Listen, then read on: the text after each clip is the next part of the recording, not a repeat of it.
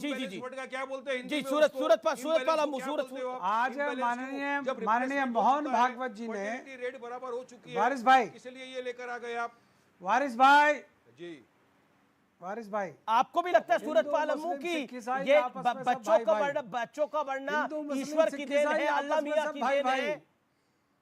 आपको भी लगता है इसमें इंसानों का कोई हाथ नहीं है? राशिद साहब को बिल्कुल ठीक समझ में आता है, सब कुछ अल्लाह की देन है। हिजाब भी स्कूलों में कॉलेजों में पहन के जाना, ये अल्लाह की देन है। ये जो 20-20 बच्चे पैदा करो, अल्लाह साहब राशिद साहब से कह के गए थे, वारिस साहब से शायद नहीं कह के गए थे, और मुसलमान है देश के अंदर, उनसे शायद नहीं कह के गए थे। राशिद साहब के समझ में नहीं आता। सीए एनआरसी का भी विरोध करने के लिए किसी और ने कहा होगा, इनको सर तन से जुदा करने के लिए भी इनको कहा होगा अल्लाह साहब ने। इस समय की बड़ी ब्रेकिंग स्टोरी है, मोहन भागवत पर असदुद्दीन ओवैसी का निशाना है। जनसंख्या पर डर फैला रहे हैं मोहन भागवत, आरएसएस डर फैला रही है। ऐसे डर नरसंहार की वजह बनते हैं। ये बड़ी स्टेटमेंट है, ऐसे बयानों से घृणा फैल जाती है। ये बड़ी स्टेटमेंट है असदुद्दीन ओवैसी की। मोहन भागवत की स्टेटमेंट के ऊपर घृणा फैलती है, डर फैलाने की कोशिश है। मैं सीधा रुख करता हूं राकेश सिन्हा से, बीजेपी के सांसद के पास रिएक्शन लेने के लिए। राकेश सिन्हा, घृणा फैलती है, डर फैलाने की कोशिश होती है, इससे नरसंहार हो जाते हैं। देखिए, जिनकी पार्टी का दर्शन, पार्टी की संगठन, पार्टी की विचारधारा की उत्पत्ति ही घृणा से और हिंसा से हुई है, वे उनको चारों तरफ घृणा और हिंसा ही दिखाई पड़ती है। ओवैसी के पार्टी के प्रवक्ता बैठे हुए हैं, उनसे पूछिए कि रजाकार कौन थे।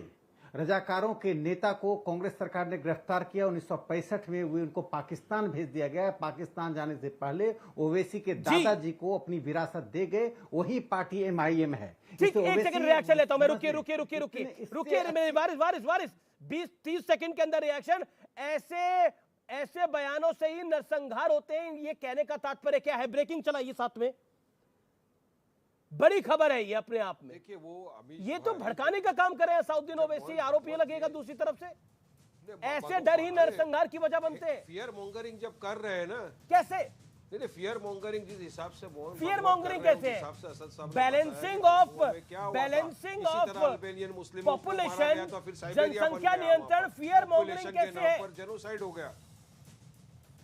फियर मॉन्गरिंग है ना, जबकि आंकड़े बता रहे हैं कि फर्टिलिटी रेट नीचे होता जा रहा है, पॉपुलेशन नियंत्रण में चल रहा है। रजाकारों को इनका बयान ले लीजिए। अच्छा, क्या मोहन भागवत ने बोला ये कानून सिर्फ मुसलमानों के लिए बने? उन्होंने बोला सबके लिए एक कानून बने, हिंदू, सिख, ईसाई, बौद्ध, सबके लिए कानून बने।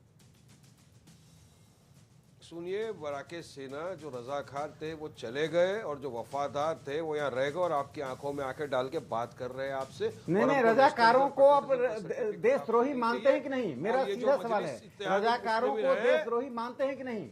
आपके पार्टी के फाउंडर को पाकिस्तान क्यों भेजा गया? चले गए, जिनको जाना था चले गए। ये मजलिस इत्तेहादुल मुस्लिमीन नहीं, उनके प्रति आपके मन में आदर का, उनकी विरासत तो आपके पास है। वफादार सोल्जर है वारिस पठान। सुनो बात, नहीं तो अगर वफादार सोल्जर है तो सिर्फ जनसंख्या नियंत्रण की बात हो रही है, इसमें फियर मॉन्गरिंग किसने करी है? मैं ये पूछता हूं, शादाब चौहान आपसे पूछता हूं, साजिद रशीदी आपसे पूछता हूं, शादाब चौहान कि फियर मॉन्गरिंग है ये? तो मोहन भागवत ने किया।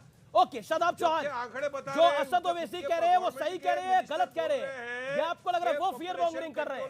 नहीं, जरूरत नहीं है। नहीं, ये चर्चा यही रुकेगी, इसी विषय पे रुकेगी अभी। नहीं, ये फियर मॉन्गरिंग है। मंत्री बोल रहे हैं, जो कहा जा रहा है कि इससे घृणा फैलती है, फियर मॉन्गरिंग है। ये वाइस वर्सा है, ये वाइस वर्सा नहीं है। फियर मॉन्गरिंग है। ओके, मनसुख मांडविया ने जो नहीं, मनसुख मांडविया ने फियर मॉन्गरिंग नहीं करी है। मोहन भागवत ने फियर मॉन्गरिंग करी है, जिसमें हर धर्म को जनसंख्या नियंत्रण के लिए अगर बोला जा रहा है तो इसमें फियर मॉन्गरिंग क्या हो रही है? फियर मॉन्गरिंग तो तब होती थी जब इस देश के अंदर इमरजेंसी के दौरान नसबंदी कराई गई थी। सुप्रीम कोर्ट में हलफनामा अलग डाला जाता है, तुर्कमान गेट पर हलफनामा अलग डाला जाता है, वहां कहा जाता है कि पॉपुलेशन कंट्रोल बिल की जरूरत नहीं है। एक सेकंड पे से आप बोलते हो कि इम्बैलेंस हो रहा है, इम्बैलेंस हो रहा है, इसकी वजह से हो रहा है। शादाब चौहान पेशेंटली इंतजार कर रहे हैं। शादाब चौहान, अरे अमीश भाई 10 सेकंड में एक बहुत इंपॉर्टेंट बात बोलना चाहूंगा अमीश भाई, उसके बाद खामोश बैठ जाऊंगा। अमीश भाई, कि राकेश सिन्हा इतनी बड़ी बात कर रहे, कर रामलीला का जो मंच लगा था, हमारे हिंदू भाइयों की आस्था लगी हुई है ना उससे, राम जी बैठे हुए, सीता जी बैठी हुई, उसके सामने अश्लील डांस किया जा रहा था स्टेज पे। कौन सा गाना? दम पे दम मारे जा, शरारा शरारा, मैं हूं एक शरारा। क्या ये हमारे हिंदू भाई बहनों की सभ्यता में है? मेरे हिंदू दोस्तों ने मुझे फोन कर कर कहा, वारिस भाई कितनी गलत बात है ये। ओके, सूरजपाल अम्मू कुछ कह रहे हैं, गलत गलत है उसके बारे में। सूरजपाल अम्मू रामलीला का ठेका वारिस पठान और ओवैसी साहब ने। वारिस पठान साहब, रामलीला में क्या होता है क्या नहीं होता उसकी चिंता आप ना करें।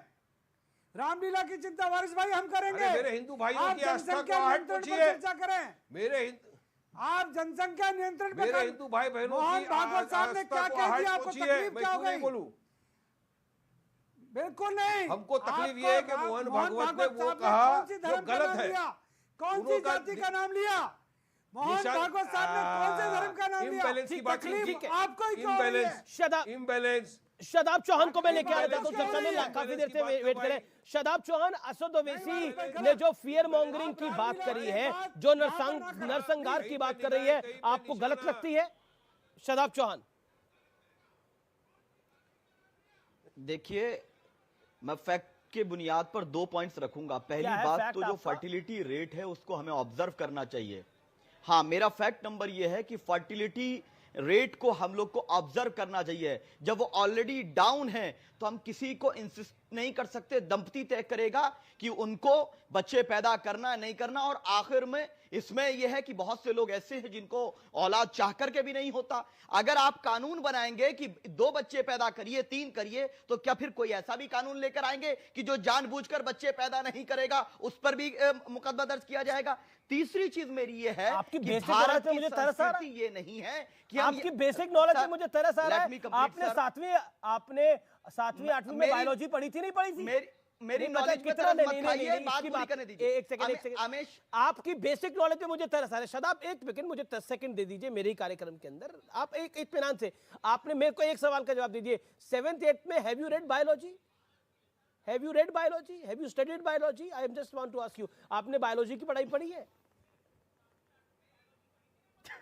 Can you ask same question from Mohan Bhagwat? नहीं, देखिए मैं आपसे बड़ा बेसिक सवाल पूछ रहा हूँ। आप कह रहे फर्टिलिटी रेट डाउन जा रहा है। अरे फर्टिलिटी रेट नहीं जैसे गांधी को मारा ऐसे हम इस देवगन को मार देंगे। आपने यही बात मोहन भागवत से पूछ ली। एक सेकंड, ना गांधी की बात हो रही है, ना गांधी की बात हो रही है, ना मोहन भागवत की बात हो रही है।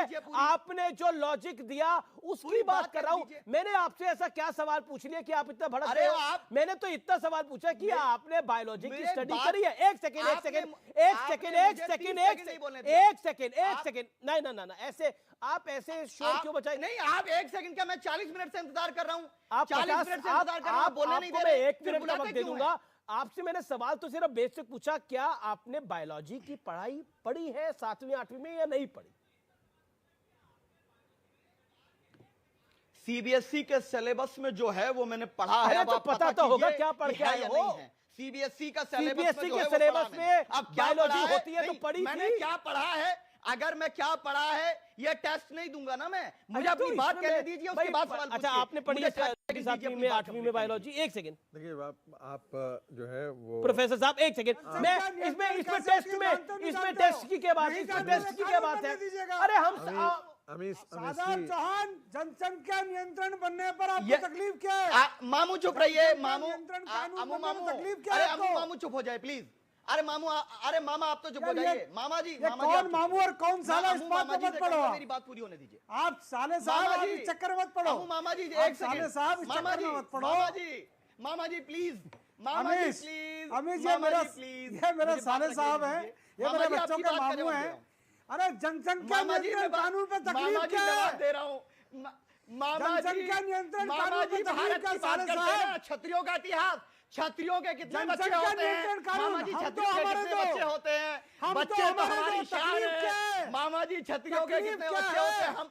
हम क्षत्रिय हैं। मामा जी सुनिए, मामा जी क्षत्रियों का इतिहास क्या है बताइए ना, कि हमारे बच्चे होते हैं। मोदी जी कितने भाई बहन है? योगी जी कितने भाई बहन है? क्षत्रियों के ऊपर बात ना करें आप, योगी जी के ऊपर बात ना करें। कानून मत लाइए, क्षत्रियों की बात करोगे तो बिगड़ जाएगी बात। मामा जी चुप हो जाइए। क्षत्रियों की बात करेंगे तो खेल बिगड़ जाएगा। बता रहा हूँ आपको मैं।